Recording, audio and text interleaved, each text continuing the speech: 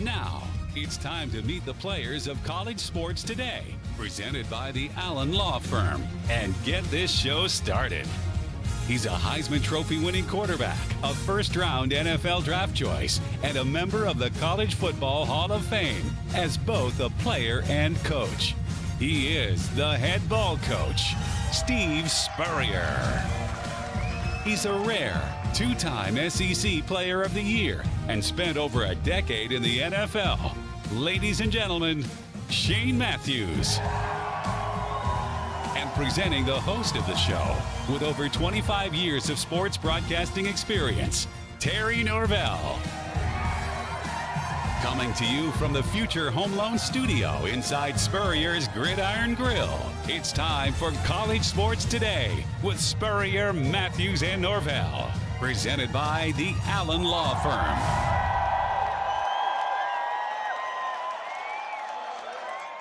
And we welcome you as we head to week 12 of the college football season. It is another Friday edition of College Sports Today. We've got this guy, the head ball coach, with us, and we will jump into our Safe Harbor Seafood picks of the week. Shane Matthews traveling with the Florida football team, but we've got Shane's picks, Coach Spurrier. Week 12.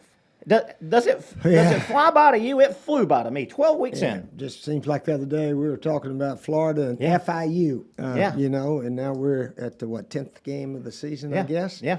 Or 11th. 11th game in 12 weeks. Coming up. Yeah, we got two more. Mm-hmm. Yeah, big game, Missouri. I was here at the restaurant last night, Terry, and I always sometimes like to ask anybody here, here's a trivia question for you. Yeah. So I said, where did I, as a coach, win my first overtime game? Okay. Nobody had any idea. I have And no I said, idea. well, it's in the SEC. They were guessing Alabama, Tennessee, blah, blah, blah.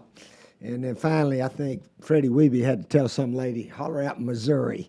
And it was at Missouri. I think it was 2013, I believe it was. Connor Shaw was sick. He didn't even come to pregame meal, and he didn't even go out, I think, for pregame warm-ups. But anyway, he did suit up. Okay. So we're down 17-0. Nothing's going good. We'd fumbled on the 2-yard line going in, stuff like that. And so I got to try something different. So I said, can you play? He said, yeah, I can play, Coach. So I said, well, get in there. Let's go. In the overtime period? No, this is fourth quarter. Oh, fourth quarter. We're down 17-0. Okay. Yeah. So we put 2 or 3 drives together, have to kick a field goal, but it's 17-all.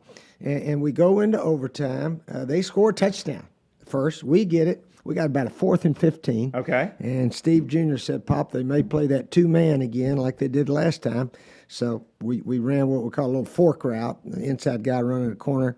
And so we hit Bruce Allington. Connor hit him for the touchdown. So we tied up again. And I'm sitting there thinking, okay, we got another chance. But at no time did my mind ever think, we're going to win this thing, because we were just way behind. We were just trying to catch up.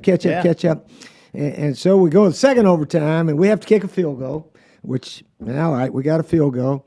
And then they get the ball, and they ran for about 7 or 8 yards on first down, and then they started passing.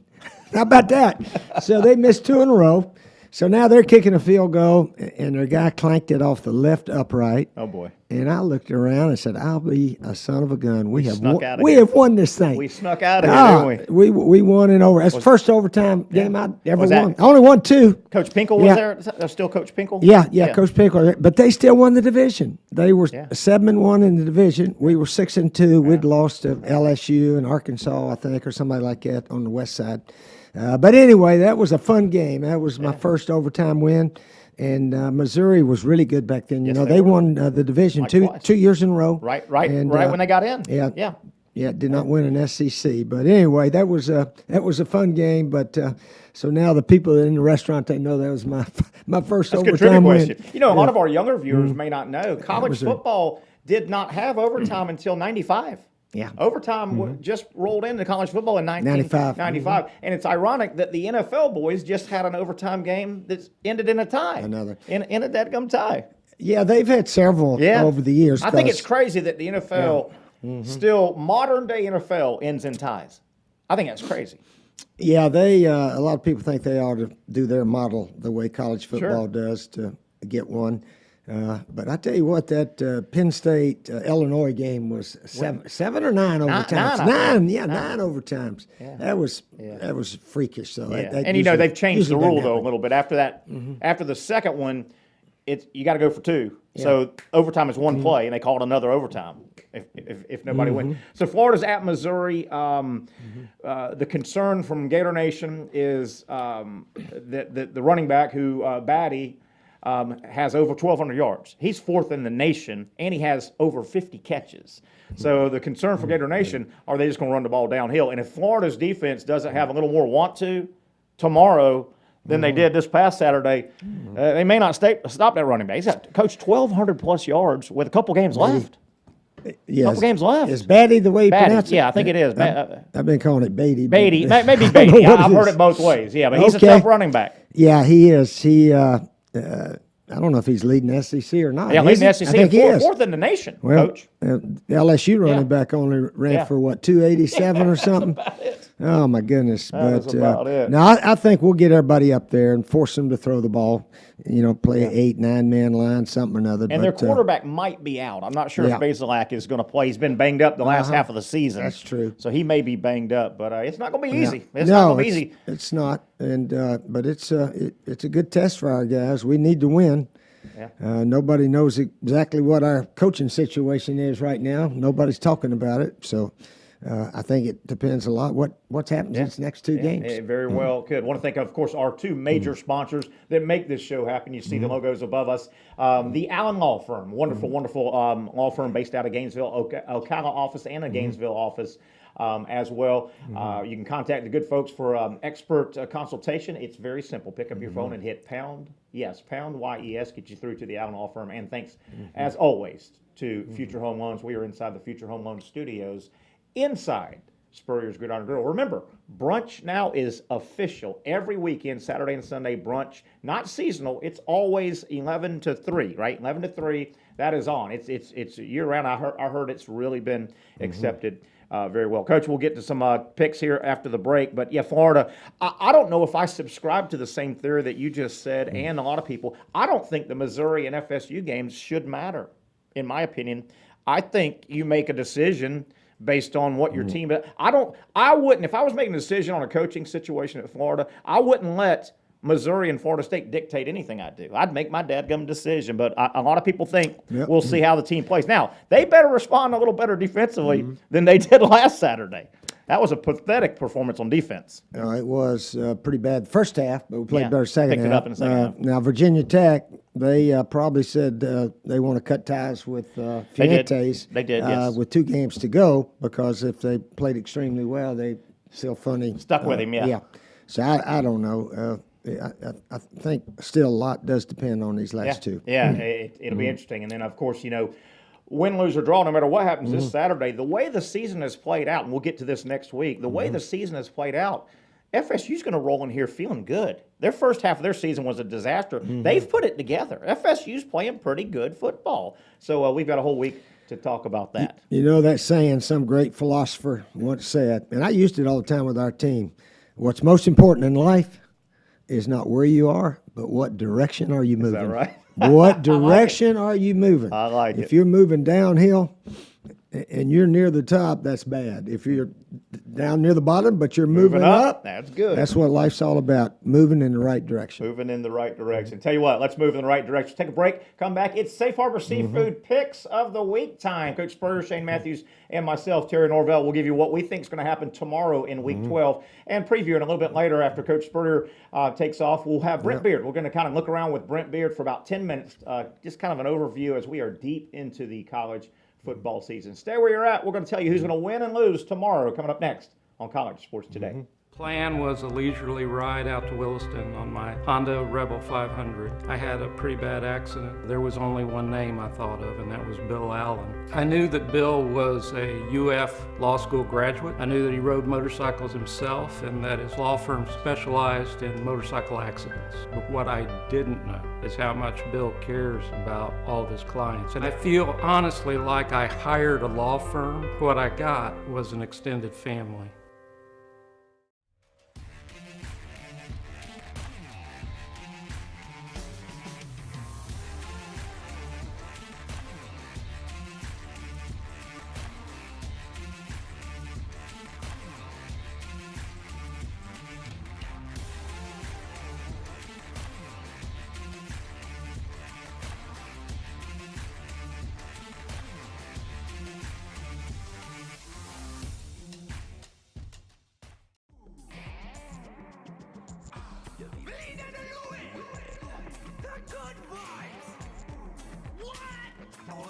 vibes we've had, we'll have again.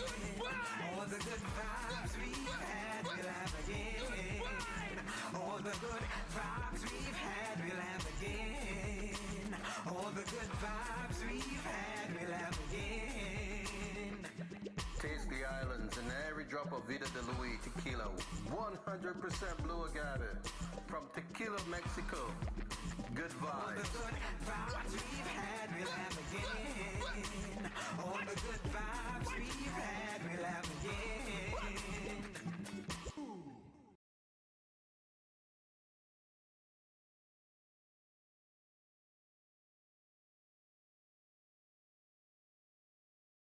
It's time to thank the sponsors that make college sports today with Spurrier, Matthews, and Norvelle possible. Vida de Luis Tequila, the official tequila of college sports today. Make sure you ask for Vida de Luis Tequila by name in your favorite bars and restaurants throughout the state of Florida, and of course, with your next margarita inside Spurrier's Gridiron Grill. Safe Harbor Seafood Mayport, Safe Harbor Seafood Crescent Beach, and Sliders Oyster Bar Neptune Beach.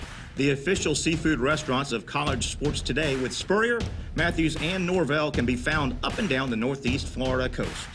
Safe Harbor Seafood Mayport, Safe Harbor Seafood Crescent Beach, and Sliders Oyster Bar Neptune Beach. The proud seafood sponsors of college sports today with Spurrier, Matthews, and Norvelle. J.B. Coxwell Contracting, established in 1983 and offering complete site development. Go with the company generally considered the most well-respected heavy civil construction firm in Northeast Florida. Go with J.B. Coxwell Construction. For advertising information to get your business on college sports today with Spurrier, Matthews, and Norvelle, simply shoot me an email, tnsportsjacks@yahoo.com. Again, shoot me, Terry Norvelle, an email, and I'll get back with you. That email address again, tnsportsjacks@yahoo.com. Time for the Safe Harbor Seafood Picks of the Week. Week 12, Coach Spurrier, myself, and of course Shane Matthews. We go at it all week during football season. It's a lot of fun. Shane is traveling with the football team. Florida had to leave a little early because of some travel situations. So Shane is literally about to climb on a plane with the Florida football team in about 15 minutes. So Shane has sent his picks in, Coach, and I sent him back. He texted me his picks.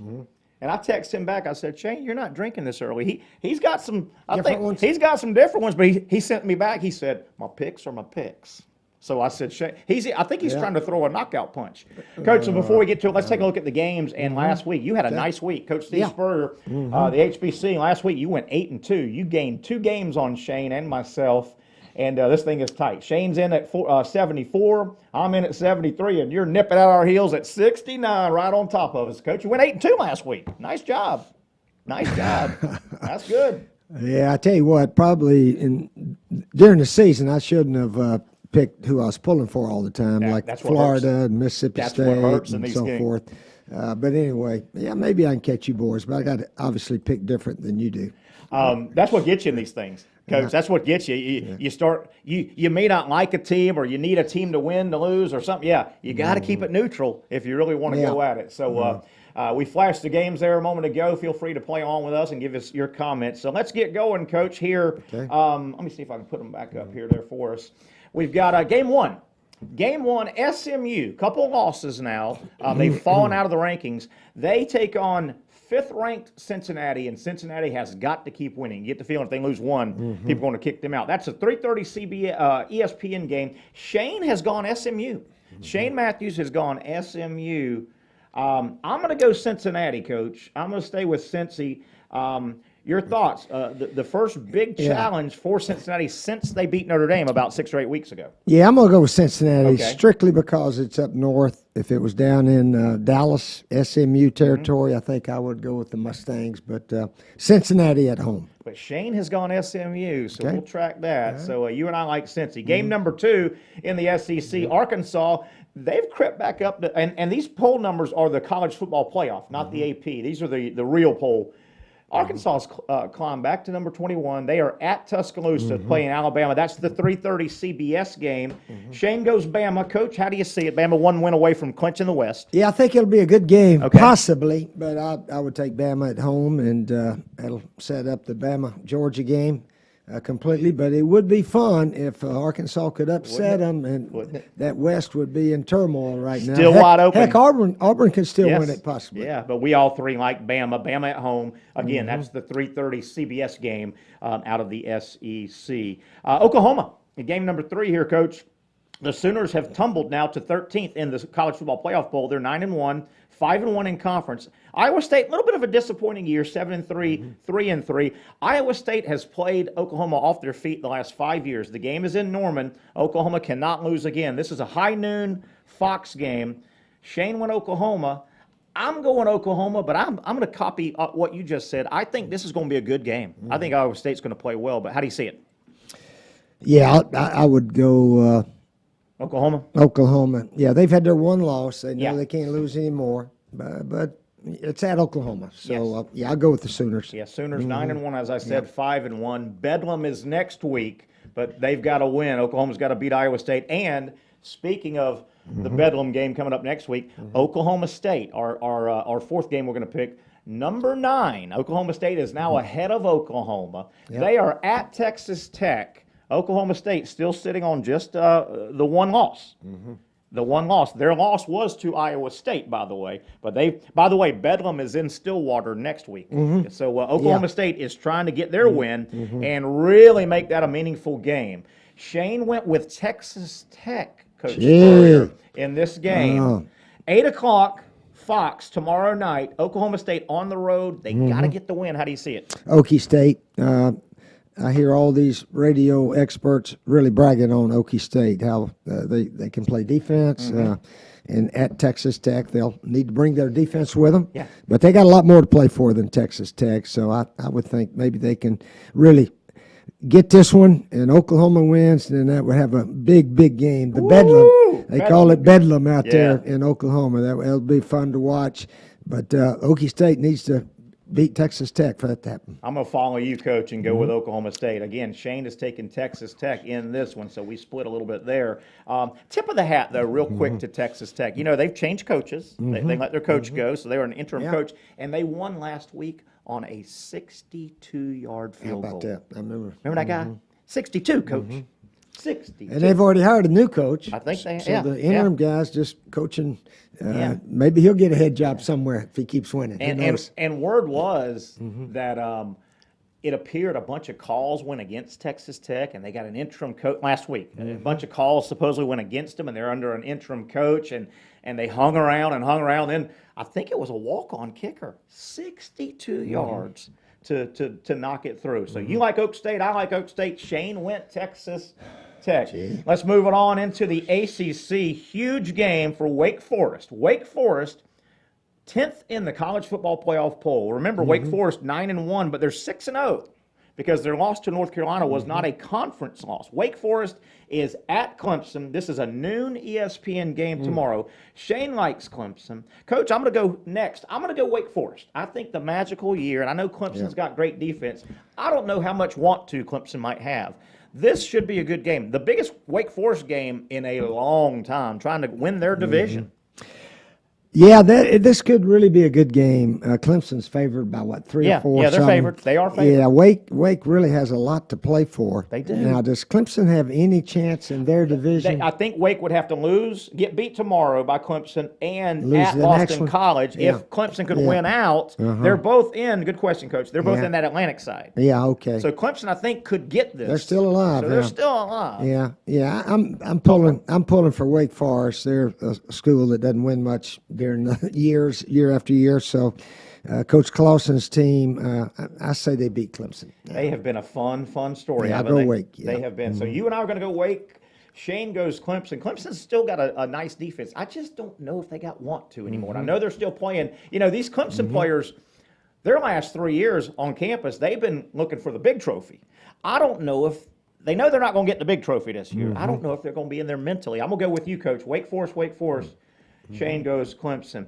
We take it to the Pac-12 tomorrow, 4 o'clock Fox game out of the Pac-12. This is a tough pick, I think. UCLA on the road, sort of. The game is at USC, but it's right across the city. 4 o'clock on Fox. UCLA 6-4, 4-3.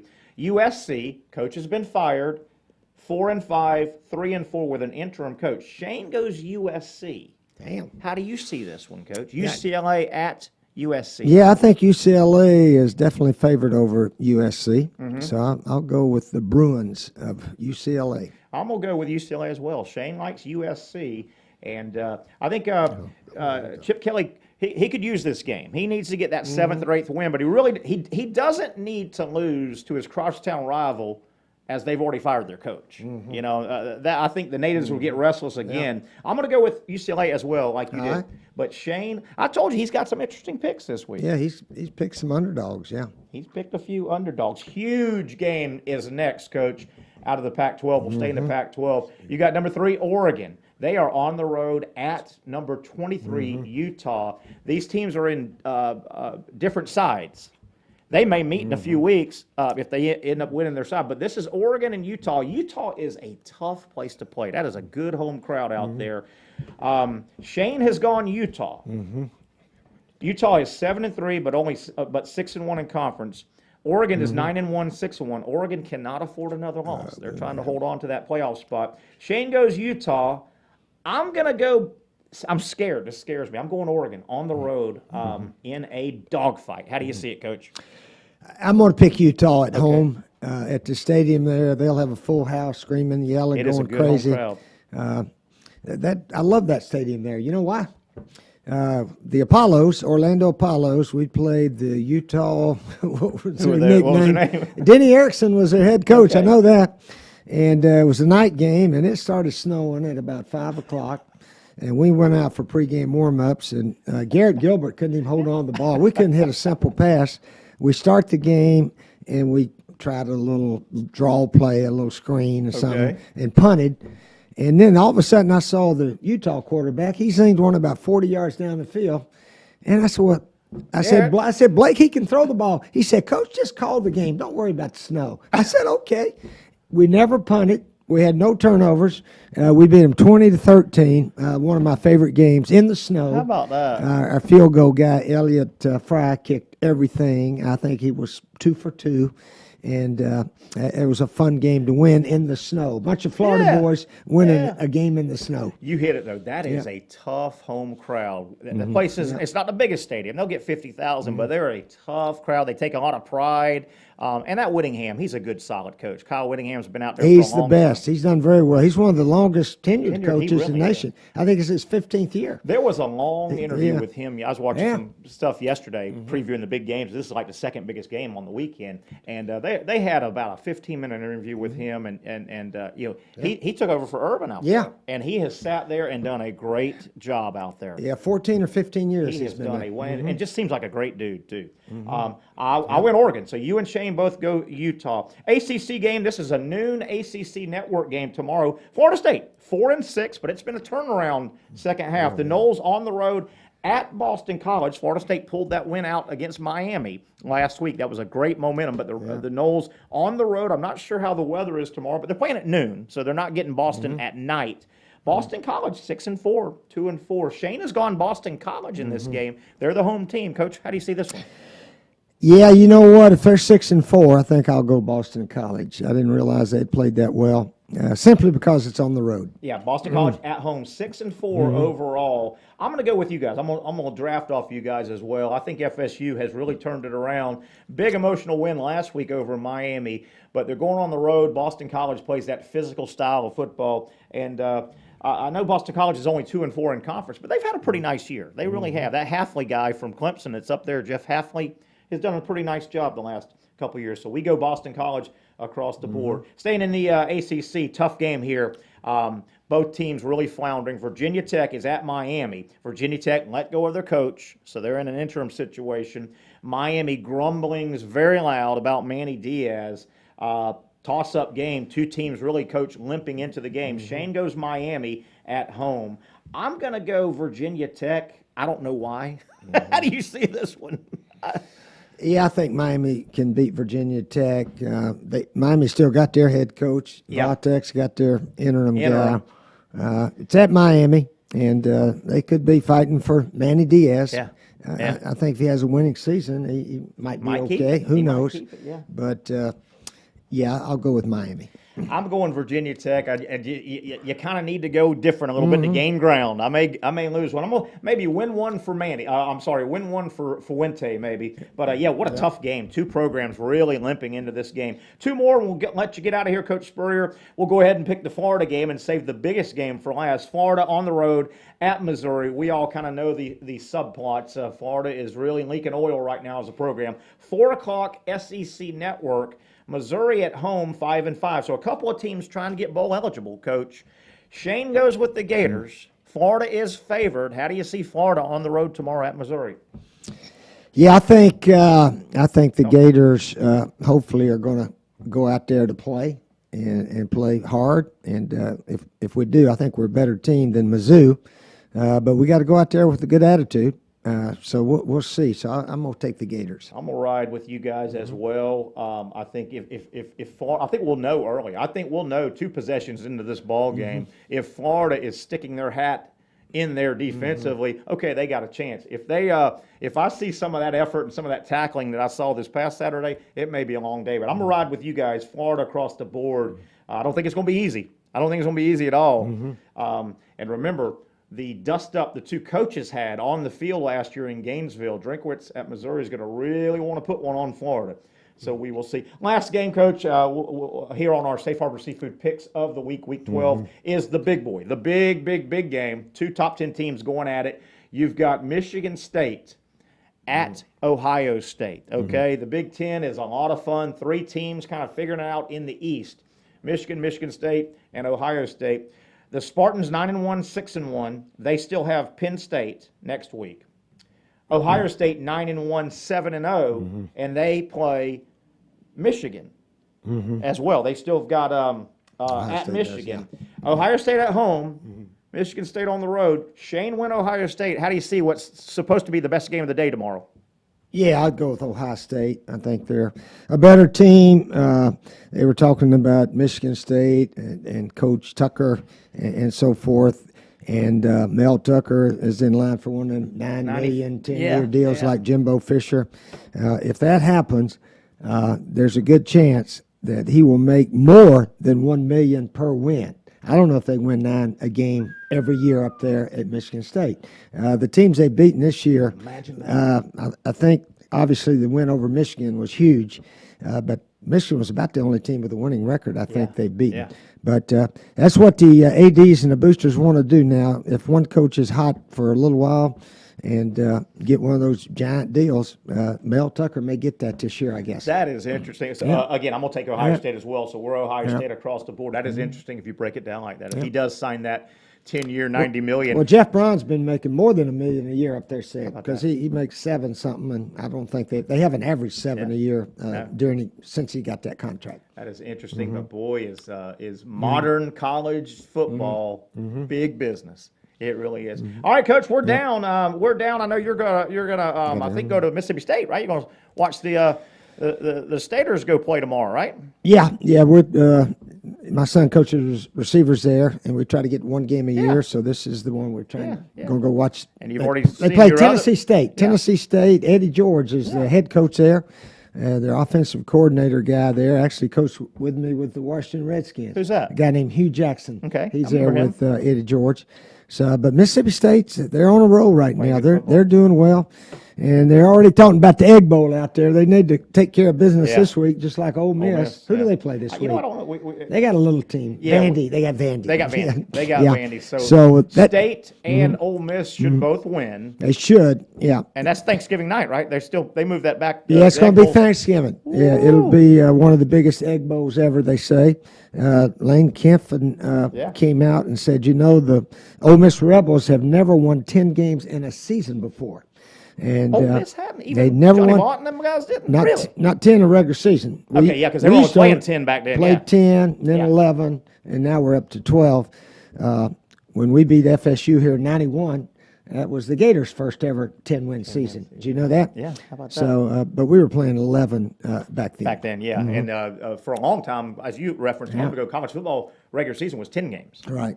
So to win 10, you had to run them all to win them in the regular season. Coach, safe travels. Enjoy your trip to watch some ball, and we'll get back together next week with Coach Spurrier. Stay with us here on College Sports Today. Take a quick break. When we come back, Brent Beard. We're going to kind of take a quick lap around what's going on in and around college football. Brent Beard joins us next on College Sports Today. Lawyers nowadays try to attract new clients by putting big numbers in front of them. I can do that too, but the only number that really matters to me is the one I get for you. I can't guarantee you any particular result because all cases are different. However, I can absolutely guarantee you that if I take your case, I will work personally with you to seek the best possible result because that's what really matters to you.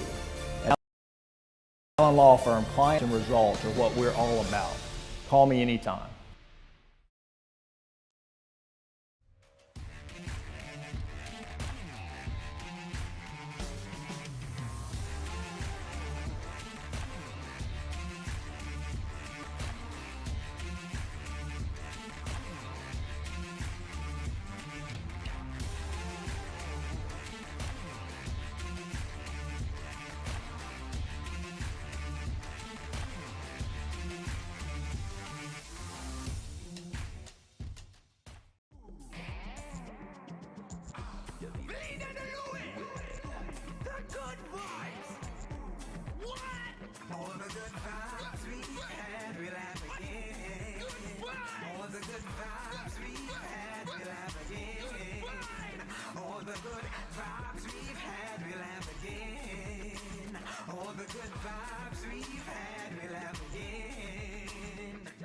Taste the islands and every drop of Vida de Luis tequila.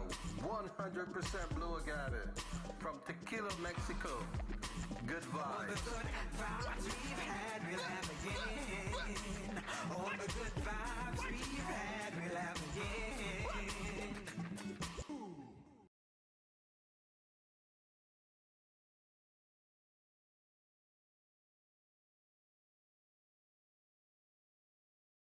It's time to thank the sponsors that make College Sports Today with Spurrier, Matthews, and Norvelle possible.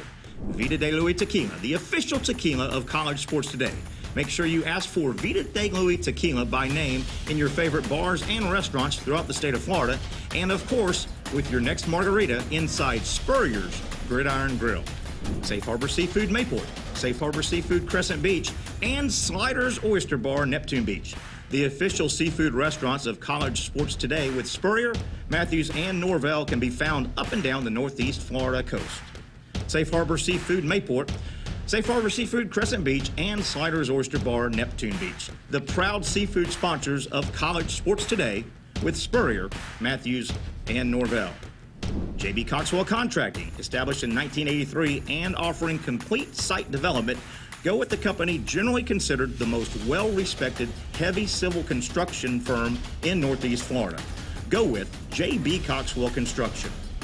For advertising information to get your business on College Sports Today with Spurrier, Matthews, and Norvelle, simply shoot me an email, tnsportsjacks@yahoo.com. Again, shoot me, Terry Norvelle, an email, and I'll get back with you. That email address again, tnsportsjacks@yahoo.com. All right, the picks are in. Thank you to Coach Steve Spurrier and Shane Matthews. Coach was just here and is moved about his business. And Shane, traveling with the Florida football team, they flew early because of an airport situation with the landing strip. I think there was some deal where charter planes in the airport they were flying into, the team, the airstrip is being worked on, so they had to divert. And this was all known. This wasn't something that just happened. But the team has to fly into St. Louis and then bus over, which is a little different. So Shane had to get out of here a little early, but he sent us his picks over, and we've got those in the books. Week 12 Safe Harbor Seafood Picks of the Week, and it's starting to heat up now as Shane leads by 1, and Coach Spurrier had the best week. He was 8-2. He caught 2 games on me and Shane. We're trying to hook up with Brent Beard. I hope to catch up with Brent here the final 10 minutes of the show. Want to kind of lap around some topics in and around college football. And then Gator basketball had another win last night. A good solid win over Milwaukee. I don't know how good Milwaukee is. They have one really good player. Florida really looks like they've got a blue-collar, just a gritty, tough team. They don't seem to – they're not the smoothest team. They're not the prettiest team, but they seem to just be a little gritty. My concern with Florida is twofold. They're not other than Castleton and Jatobo comes off the bench, they don't have a lot of size. If they match up with a team that's physical and big, they may have some trouble. But my big concern with Florida basketball, can they shoot well enough? They really so far have struggled shooting the basketball, and I think at times you're going to really need to knock down some long-range jump shots in modern college basketball. So we'll see, but Florida off to a nice start in basketball. Some topics we wanted to get to today, and hopefully we'll catch up with Brent Beard here momentarily. Looking at the Georgia Bulldogs, the clear favorite right now to win the national championship. Certainly there's a lot of football left, but everybody that follows college football, I think, would agree that Georgia is the clear favorite. If Georgia was to run the table and win the national championship, Kirby Smart would get his first national title, of course. If that was to happen, does Lincoln Riley become that guy, the guy that has had the most talent but hasn't won a national title? I think Lincoln Riley would move into that spot. You know, right now Kirby is wearing that hat, the head coach with the most talent that has never won the national championship, as Georgia has been very talented the last 4 or 5 years. If Georgia wins, I think that hat is put on Lincoln Riley. Really talented teams, but Riley's done everything but win the national title. Now, I'm a guy that has coined the phrase a long time ago. It's hard to win championships. It really, really is. By the way, we've talked a little bit about today about Dan Mullen. You know my stance. Even before the South Carolina game, and you can go to our webpage, College Sports Today. I'm sorry, our Facebook page, College Sports Today, and I've pinned it up top. The video I put out there on my thoughts on Dan Mullen before the South Carolina game. I've seen too much. I've seen this book before. Dan Mullen's verbal, nonverbal, I think he has checked out. And I think Florida and Dan Mullen should make a move. But you can see that. I also wrote on our page here on Facebook Live, and you can check it out as well. I pinned my thoughts on Lane Kiffin. I would make the move, and I would go sign Lane Kiffin. I've got a long explanation, and it kind of is backstory for Kiffin's coaching stops and what and why I would bring in Lane Kiffin. Check that out. That's pinned also to the top of our Facebook page, College Sports Today. With that, let's. I do believe we've got Mr. Beard lined up. Brent, how you doing? Doing fine. The season has gone too quickly, hasn't it, Terry? To say the least. Let me dovetail on what you said. I've heard similar things to what you have, that if Florida loses one of the next 2 games, and listen, they may lose both, right, Terry? That I think they're going to make a change. And I can tell you this, Lane Kiffin is very interested in that Florida job. He wants to get back to the state of Florida very badly. That is why his name has come up with the questionable character, Shapiro. But and I don't necessarily think he would just take any job to get back to Terry, but he is very interested in getting back to this state. I'll tell you, I differ with a lot of people, and when Coach Spurrier was here, I threw it out as well. If I was making decisions at the University of Florida, I don't think winning or losing these last 2, that wouldn't factor at all. I don't care if Florida beat Missouri and FSU by 100 each, or if they lost by 100 each. I don't think I would not let a result against a bad Missouri program and a rebuilding FSU program. Those programs would have no bearing on what I do. I don't think these games should matter at all. But I will say I am 2,000% on the Lane Kiffin. I think he is the perfect fit for Florida. People that are anti-Kiffin, you're going to be anti-anybody. But Reed, you people out there watching and listening on the podcast, go to our Facebook page, College Sports Today. I've pinned kind of the backstory of Lane Kiffin coaching. You may be surprised. Yes, he was fired at Oakland, but go read what I wrote. Yes, he was fired at USC, but go read the backstory. There's a lot of backstory at both of those firings. And I think Lane Kiffin has grown up enough. Brent, I want to hit a couple topics. Have you hit on your thoughts, because you know college football as well as anybody. Thought number one, I just threw it out. If Georgia runs the table and wins a national title, Kirby Smart then would add a national title to his resume. He would be off that mantle of most talent never won a title. He's that guy right now. If that was to happen, does Lincoln Riley automatically put that hat on? I mean, with all the talent Oklahoma's had, Riley's done everything but win a national title. He would probably, whether he wants to or not, be given that mantle by the media. And again, I don't know, Terry, if fans and even the media really understand sometimes just how difficult it is to play for and win a national championship. Now, Oklahoma has been able to do it.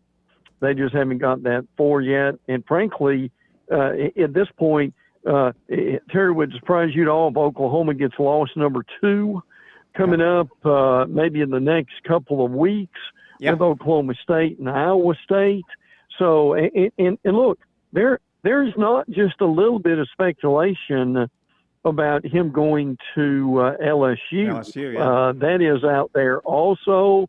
But at the same time, I mean, to me, he's more an Oklahoma guy and probably would benefit from staying there. But at the same time, if you're Riley and you've got the chance to go to the SEC, I don't think you can turn that down at this juncture in his career either. Gosh, and they're throwing 90-something million numbers out there if these reports are anywhere near true. Spending a few minutes here on Friday edition of College Sports Day with Brent Beard, our college sports analyst and certainly college football analyst. Want to, of course, thank all these guys, these 2 great title sponsors. Our title sponsor, the Allen Law Firm, and, of course, our studio sponsor. We broadcast from the Future Home Loans Studios, and all the sponsors you saw a moment ago that make college sports today happen. Brent, again, bouncing around a couple of topics. Boy, you and I think most people agree, and all in all, like the brand new, roughly 3 years old, the new signing day, the early signing period that pops up basically that third Wednesday in December. It comes up, I think, on December 18th. I think we all like it, and it was needed, and it helps the players. But, boy, one unintended consequence, it really makes and puts programs behind the 8 ball that are changing coaches. And I think that's kind of an unintended consequence. But, man, if you're changing coaches because of bad performance, or maybe your coach has decided to take another job because of good performance, you've got 15, 16, maybe 18 days until signing day. Brent, I think we're just going to have to live with it, but that's one unintended kind of negative consequence. It really puts that new staff under the gun to try and piece together something, because 80% of the kids do sign early now. Well, it really does put pressure on these athletic directors to make a move probably even earlier than they wanted to do. Now, think about this a minute, Terry, and you and I have talked about this for years. What if that early signing period had been where it probably should have been at the end of July or the first week of August?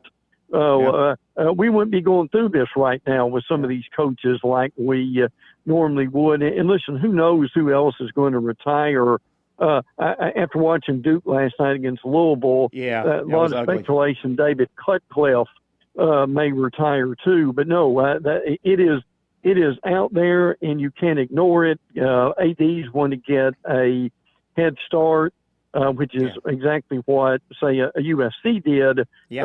But they're certainly good and bad at it, and the firing of coaches early is one of the bad parts. Yeah, and if that early signing day stays right there in mid-December, I think this is just going to be the norm. I think it's going to have to be the norm. You're going to want to go ahead and publicly make your move.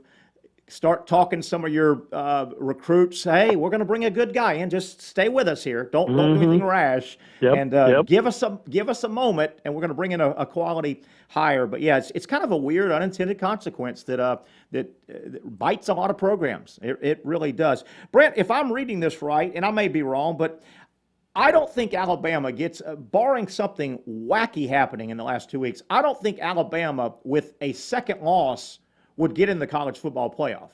With that as a backdrop, and you may agree or disagree, and feel free to take that any way you want. With that as a backdrop, am I reading this right? I think if Alabama is to win the national title this year in football, I think there's about a 90% chance they'd have to beat Georgia twice. They would have to beat Georgia once in Atlanta, because Alabama, I don't think, can afford another loss. And then I don't think they would get matched up with Georgia in the semifinals. But if Georgia doesn't get upset, am I reading this right? There's a pretty good chance for Alabama to win the national championship. They would have to beat Big Bad Georgia most likely twice in 8 weeks. Yep.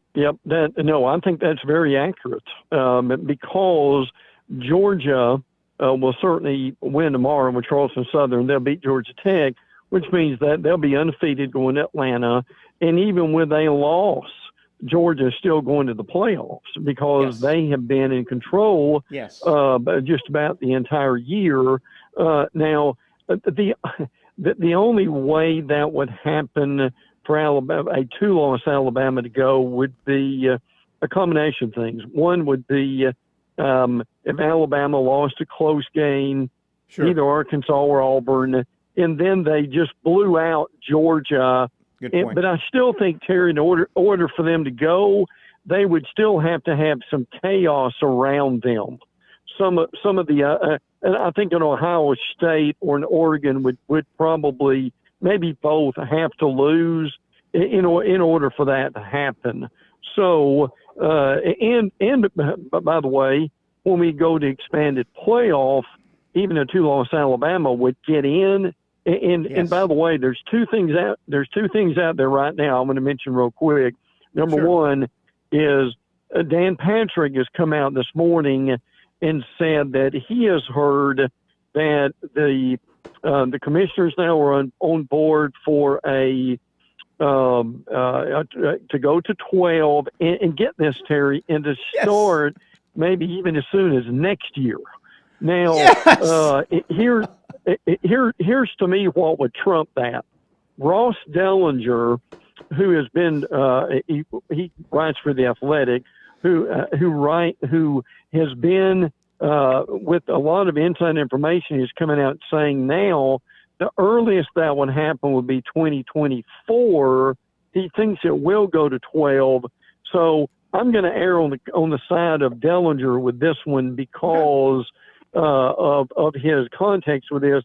Now, you and I both would love to see it start next year, and the truth of the matter is it really should. So I still think there's enough here that they can hammer out in a respectful period of time to where they could get this thing up and going sooner than later. Man, I'd love 2022, but I could live with 2024, and I get it. There's a lot of logistics as well. You're just expanding and sites and rework. Don't forget now, Oklahoma, Texas coming into the SEC, that probably would speed up. I would think reworking regular season schedules. So there's a lot of moving parts if this to happen 2022. But 2024. Hey, we're almost in 2022. I could boy, that's great, great news. Did you have one other thing you said, or is that it? Well, so because I've got a couple more for you. To add to that is, that's fine. What I wanted to add to what Dellinger said, there is a meeting. The next meeting is the first week of December, and that's going to be very important that they make enough progress then, Terry, to where they can put this thing together instead of waiting till 25 or 26, which to me is just leaving an ungodly amount of money on the table. Yeah, no doubt about that. But man, still good. I just love hearing that number 12. I mean, I could live with 8, but 12's where it neds to be. I just love hearing it is exactly. I just love hearing that number. 12. Real quick, and I'm going to try and circle back to the chaos. Let me do the chaos real quick. One thing that could really help, and you mentioned Alabama to get in with 2 losses, chaos also could really help them. You know, you look around, Wisconsin could help teams like Notre Dame, Alabama, and even Cincinnati. You realize Wisconsin has crept up to 15th in the college football poll with 3 losses. Now, Wisconsin's in the West. If Wisconsin wins out, they'll win the West, okay? They will win the West. If Wisconsin then could somehow, with 3 losses, go win the Big Ten championship, that would knock out Michigan, Michigan State, and Ohio State. Yeah, sure so would. a team like Alabama, if they had a second loss, but it was a quality loss to Georgia, a team like Cincinnati, Notre Dame. Right now, Notre Dame's best friend in the world is Wisconsin because they have a win over Wisconsin. And now, all of a sudden, it's looking quality. Notre Dame's dying right now because they need one more quality game on their schedule, and they don't have it. So Wisconsin could do a lot of favors for a lot of people out there. Do you read that as well like that? Yes, yeah, I do. And Terry, this caveat needs to be said, too. Cincinnati's not getting in. Look, I would love to see a Power 5, non-Power 5 in there, but it's probably going to take the expansion. But Terry, you and I can read the tea leaves here. This committee does not respect Cincinnati, and they do not want them in based on the strength of schedule. And I know people don't like that. Yep. They've got more publicity, and they will get they'll get the best bowl game they've ever gotten in their life. But at the same time, that's the way this thing is set up. That's the way it's structured. And if that gets us to a playoff even sooner because of the non-Power 5s storming the gates, I think that's fair. Yeah, I totally agree. Cincinnati's getting a lot of national talk because keep in mind, this year, unlike last year, Cincinnati is the one and only now underdog cute story. Last year, remember, Cincinnati shared that. They shared that with Liberty and Coastal. Well, those two have lost a bunch of games. So Cincinnati is the darling out there as far as the underdog. But boy, this is a season where Notre Dame not being in a conference is really biting the Irish. And here's why. It is. Their best win now is over Wisconsin. They need Wisconsin to win, like I just stated. If you understand, if Notre Dame was in the ACC, they play 5 conference games right now. They would be playing 8. There would be 3 more ACC games on their schedule this year if they were a full member. And Brent, there's a very good chance if you added 3 conference games, Wake Forest would be one of those. Notre Dame could use a Wake Forest so bad, and they're number 10 ranking, but they don't have it. This is a year where independent Notre Dame is really biting Notre Dame in the you-know-what, I think. Agree? Yeah.